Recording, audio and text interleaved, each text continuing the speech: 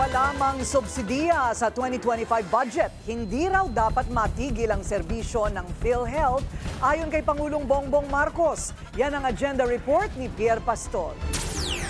Sa ginanap na meeting kaninang umaga sa Malacanang, pinag-utos ni Pangulong Bongbong Marcos kay Health Secretary Ted Herbosa na siguruhing tuloy-tuloy ang serbisyo ng PhilHealth. Yan ay kahit zero subsidy ang ahensya sa ilalim ng 2025 national budget. Nauna nang ipinaliwanag ng DOH na kahit dumarami ang malubhang nagkakasakit gaya ng sa puso at diabetes at sagot ng PhilHealth ang ilan sa mga pinakamahal na procedure gaya ng angioplasty ay hindi ito mauubusan ng pondo. Yung dating binibigay na subsidiya, hindi pa nagamit. Napunta lang sa bangko imbes na gamitin ng tao.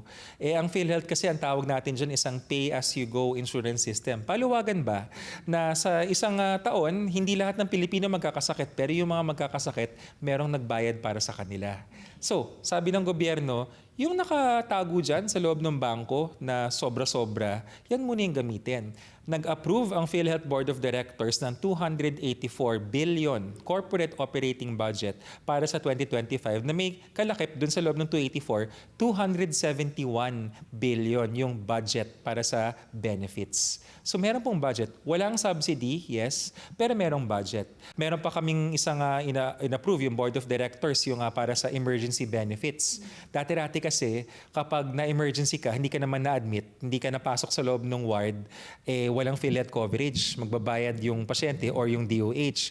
Aba ngayon, sabi ng PhilHealth Board, hindi, dapat yung binabayaran din natin. Sa naturang meeting, binigyan diin ng Pangulo na prioridad ng kanyang administrasyon ang social services na nakatuon sa mga sektor ng edukasyon, pangkalusugan, ekonomiya, infrastruktura, at agrikultura. Gusto rin ng Pangulo na i-digitize na ang sistema ng DOH para sa mas mabuti at mabilis na serbisyo. Para sa agenda, Pierre Pastor, Billionaire News Channel.